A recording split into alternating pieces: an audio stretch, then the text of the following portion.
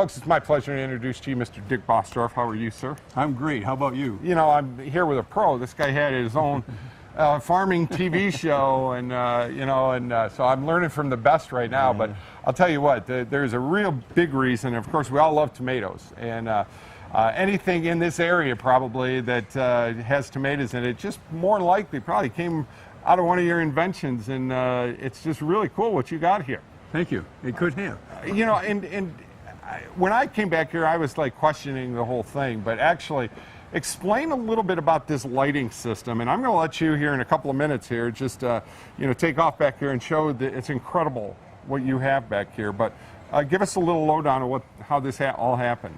Well, this started about 5-6 years ago now, and we were doing lighting studies on plants and ornamentals at the time, and I'm not hot in ornamentals, I'm more for vegetables.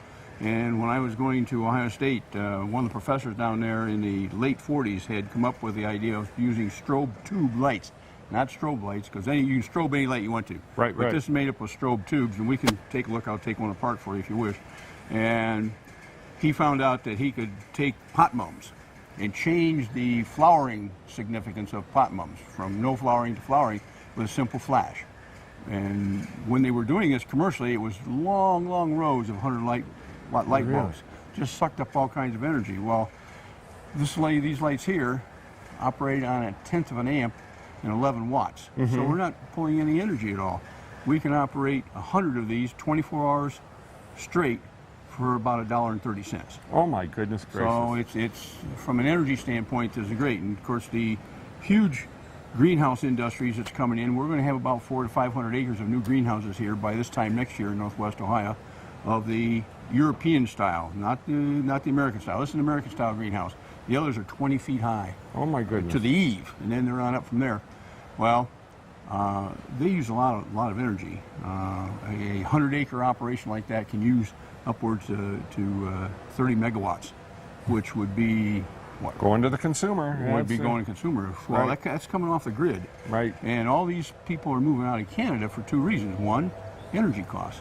Our energy costs here is very inexpensive compared to Canada. Canada is 19 to 26 cents a kilowatt hour. Of course, we're around 10 cents, 11, 12, Right. where we're at. So they're moving down for that, and they're moving down for marketing reasons too, because now they can produce here and be called local markets, produce locally. And they can't get that from Canada because they're too far out in another country. So they moved down. Well, they're such consumers of energy, and this is going to have an impact if we continue to grow these operations, and they will grow. We're in a very nice position here, marketing-wise. Remember, New York City is only a few hundred miles away, and they can ship and be within that marketing area.